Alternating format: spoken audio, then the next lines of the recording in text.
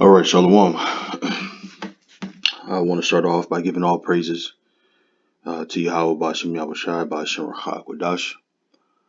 Double honors to the apostles and elders, the great millstone who rule well, and also honor and salutations to those of you who are of the hopeful elect and are out there teaching the word of sincerity and truth.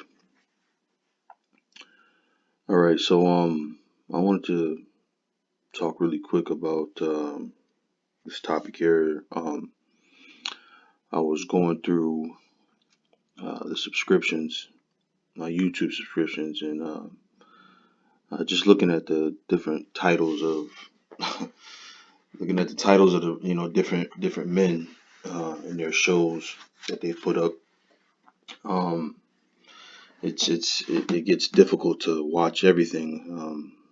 There's so much out there.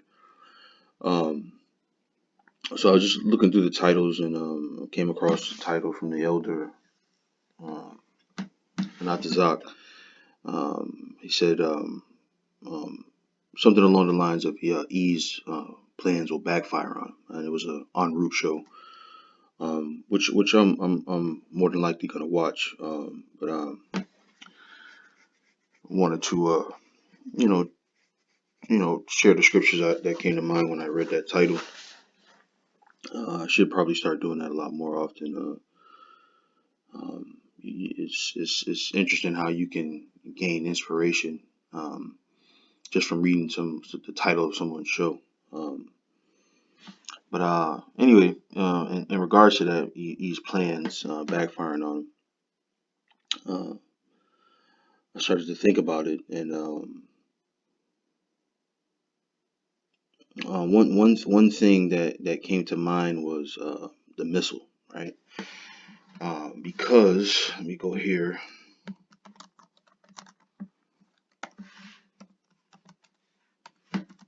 So Isaiah 54:16, it said, "Behold, I have created the smith that bloweth the coals in the fire, and that bringeth forth an instrument for his work.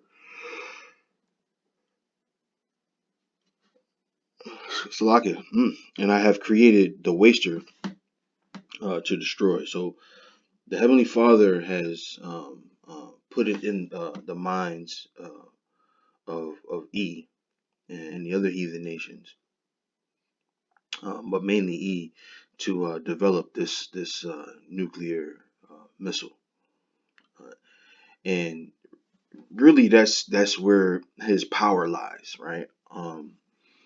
When you go to, as a matter of fact, let's do that. Let's go to open up another one of these and go to Daniel 7 and 7. It says, "After this I saw in the night visions, and behold, a fourth beast, dreadful and terrible and strong exceedingly, and it had great iron teeth, and it devoured and brake in pieces, and stamped the residue with the feet of it. And it was diverse from all the beasts that were before it, and it had 10 horns." Right. So that this fourth beast would rely on its military power, right? These iron teeth that they used to break in pieces the other people and the other nations, right? And uh, that has morphed, if you will, into the same thing that they do today, which is they use their military might to bully the world, right? And that missile is something that has always been in the background, right? Because as it stands, the way they go about conquering lands today is uh, they use economics, right? If you get into the story or the book written by I always forget the guy's name, but the book is called The Confessions of an Economic Hitman. And when you get into that book, he talks a lot about um, how America goes about in getting themselves rooted into a land. Matter of fact, Uh, what it reminds me of is this in Maccabees. Let me go to this real quick. Let's see. Uh, First Maccabees 1. If you go to let's see.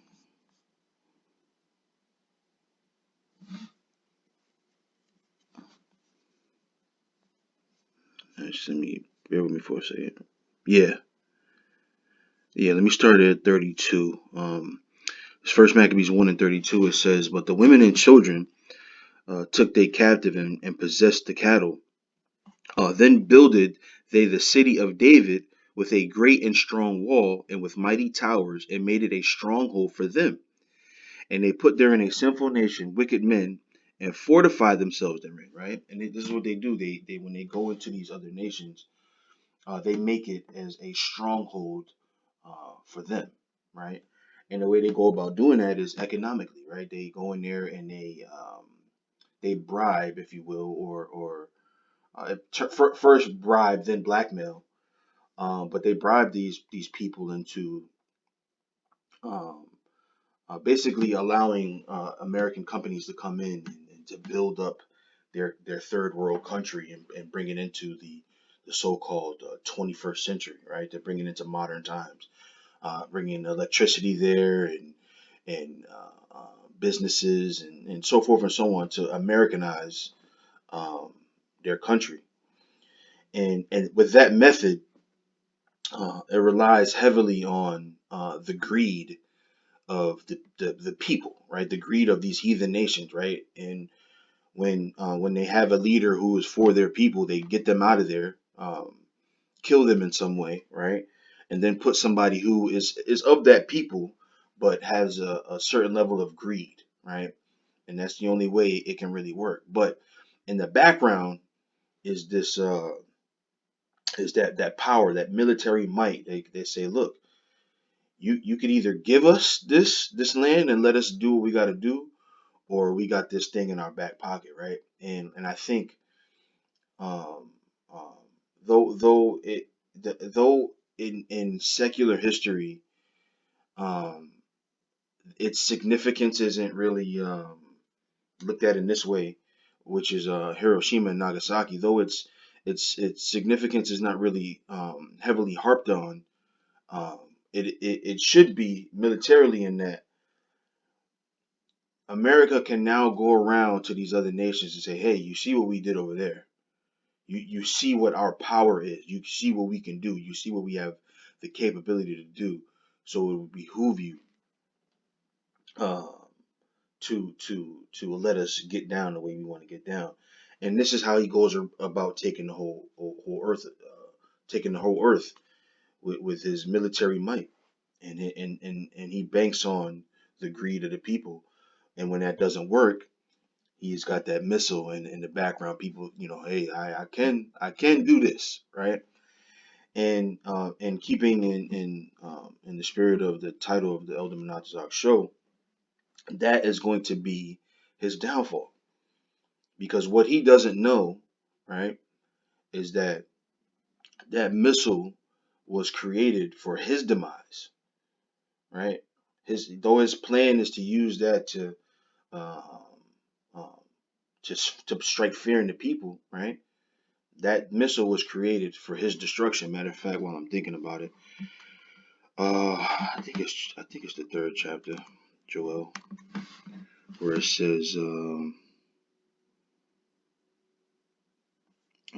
want to go right to it because I don't know exactly what verse it is.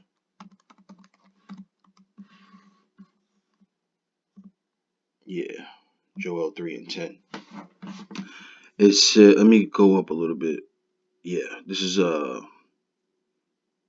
Joel 3:9. It says, "Proclaim ye this among the Gentiles, prepare war, wake up the mighty men, let all the men of war draw near, let them come up. Beat your plowshares into swords, and your pruning hooks into spears. Let the weak say, I am strong," right? Because at a time, right, you had America, and they were the number one makers, if you will, or developers of this missile. But now All these nations have it, right? All the nations that have developed this missile, all the nations that were once in fear of the development of this missile, now also have it, right? Russia being the father nation, if you will, or the father nation might not be the right way to say it, but like the I don't even know if I want to say avant-garde, but I don't know if that's the right word either. But basically, Russia being the nation that is kind of protecting these other nations by providing them with the same missiles that they have, right? So now the playing field has been leveled. And matter of fact, let's go here. This is what is that? I think it's Jeremiah 15:14. Let's see. Let's see. Ooh, excuse me. Yeah. Excuse me. This is Jeremiah 15:14. It says, "Put yourselves in array against Babylon round about, all ye that bend the bow. Shoot at her, spare no arrows, for she have sinned against the Lord." Right. So everyone now that has that missile um, is going to turn them and aim them here on this land, right? And the interesting thing about that is, again, in speaking in reference to that title, E's plans are going to backfire on him. Um, E has surmounted many friends, if you will, right? And as a matter of fact, let's go to it. I think that's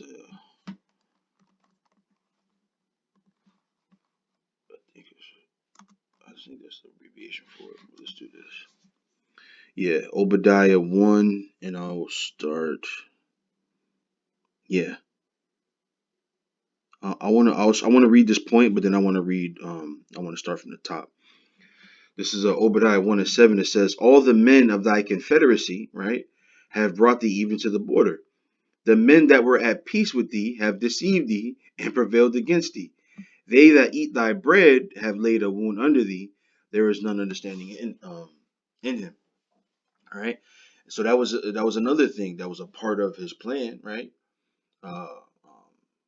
Take the power of these nations, right, and then make them confederate with you, right? Make them kind of rule with you as a part of this thing, right? When I read in Daniel's the seventh chapter in the seventh verse, it talked about the 10 horns, right?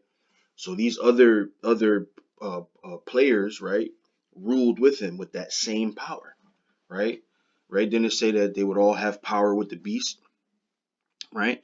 So they built up a what? A confederacy. Matter of fact, let's do this.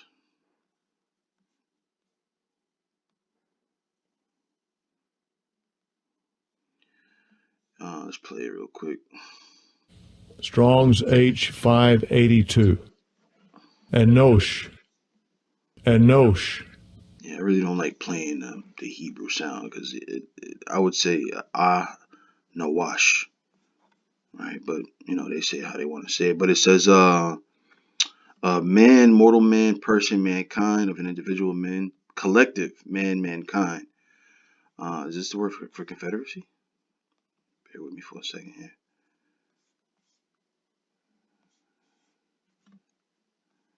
Oh, okay. What did I click on? I wasn't paying attention. All right. So this is the word for confederate. Covenant, alliance, right? Pledge between men, treaty, alliance, league, man to man, constitution, ordinance, agreement, right? So those who were in agreement with them, right, in league with them, are going to be their demise, right? They're going to be the nations that fight against it. Matter of fact, what is that? I think that's also in Jeremiah. Yeah, Jeremiah 51 and 7. It says, "Babylon hath been a golden cup in the Lord's hand that made all the earth drunken. The nations have drunken of her wine, therefore the nations are mad," right? And what are the nations going to do, right, to execute that anger? They're going to shoot their missiles, right? They're going to shoot their missiles on this place, right? So the plan, right, the weapon that they have in their back pocket to say, hey, This is, hey, we can wreak havoc on you if you'd like, right?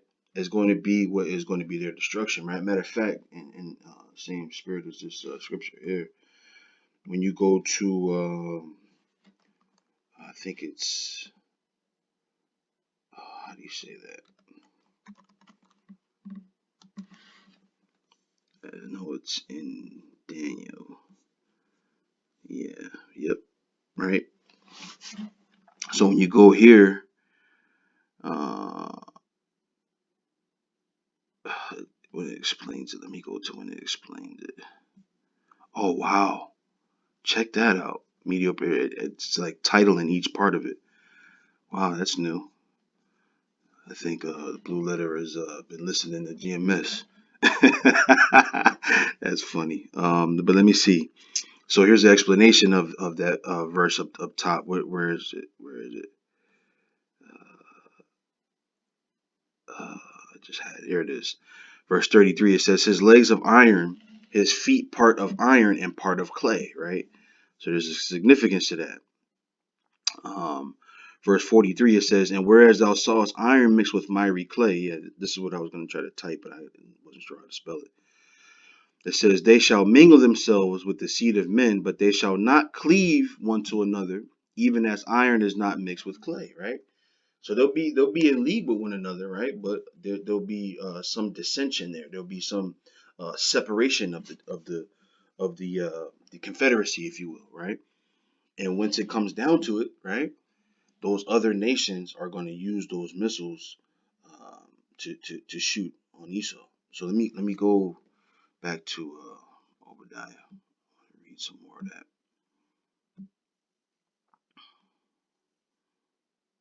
All right, I'm gonna start at the top here.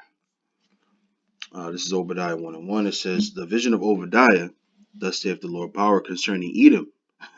We have heard a rumor from the Lord, and an ambassador is sent among the heathen. Arise ye, and let us rise up against her in battle." Right? "Behold, I have made thee small among the heathen. Thou art greatly despised." Right? So though they over time have surmounted this level of power and have gotten this greatness, right? The Lord said He made them small among the heathen, right? So though so it's like this, right? Uh, a bully never has real friends, right? When you think about the school bully, right? He never has real friends. People are just around him because they're afraid of him, right? And once they get tired of him, they turn against him. Matter of fact, what's that movie there? I think it's the brothers, the four brothers. What's that movie there? It doesn't matter. I don't want to Google the title, but the movie there with where this guy Tyrese and Andre 3000, Mark Wahlberg, and the other white kid there. They were brothers. But the point I wanted to make was the bad guy in the movie, right? The boss, the bully, if you will. Um, his men got tired of him, right? Because he was the bully and he ruled the same way Esau rules, with fear, right? And once they got tired of it, they turned on him, right? And that's the same thing that's going to happen to Esau. Though he's surmounted this great power and these so-called friends and this so-called confederacy, it's been through putting people in fear. So the people are going to turn on him. Those other nations, I should say, are going to turn on him. It says, "The pride of thine heart hath deceived thee, thou that dwellest in the clefts of the rock, whose habitation is high, that saith in his heart, Who shall bring me down to the ground? Though thou exalt thyself as the eagle, and though thou set thy nest among the stars, thence will I bring thee down, saith the Lord. If thieves came to thee, if robbers by night, how art thou cut off? Would they not have stolen till they had enough? If the grape gatherers came to thee, could they not leave some grapes? How are the things of Esau searched out? How are his hidden things sought up by the men of the Lord?" Right? They're searched out by the men of the Lord. They're dug up, if you will, by the men of the Lord, man, through the spirit and power of Yahweh Bashem Yahushai. Right? So again, this is his plan backfiring on him. Man. Matter of fact, let me go to this last one. This is Job 18. Job 18, and I want to start at 5. It says, Yea, the light of the wicked shall be put out, and the spark of his fire shall not shine. The light shall be dark in his tabernacle, and his candle shall be put out with him. The steps of his strength shall be straightened, and his own counsel shall cast him down. Right? That goes along with the other scripture in Job, right? The confederacy, right? They that be at peace with thee have deceived thee, right? His own counsel is going to cast him down, man. So his own plans are going to backfire against him, right? For he is cast into a net by his own feet, and he walketh upon a snare, right? You setting up the trap for yourself, right? And it starts to talk about what that trap is. It says the jinn shall take him by the heel, and the robber shall prevail against him. The snare is laid for him in the ground, and a trap for him in the way. Right? That trap in the ground, that snare in the ground, is talking about those nuclear missiles in those silos, man.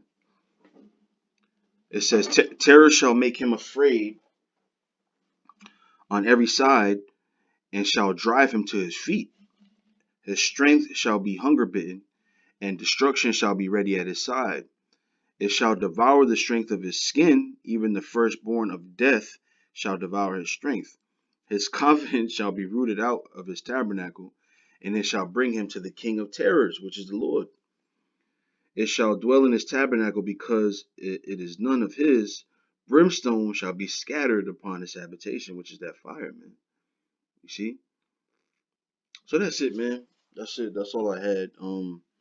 Again, I should make a habit of that, going into the different titles that the brothers have, and allowing the spirit to fill me up with scriptures. Um, yeah, so this is the one I did today, in regards to Elder Monatazak's show that he did. So that's it, man. Hopefully that was edifying. I want to give all praises to Yahweh Bashim Yahweh Shai Bashim Chakwadash. Double honors to the apostles and elders of Great Millstone. Honor and salutations to the hopeful elect. And with that, I say Shalom.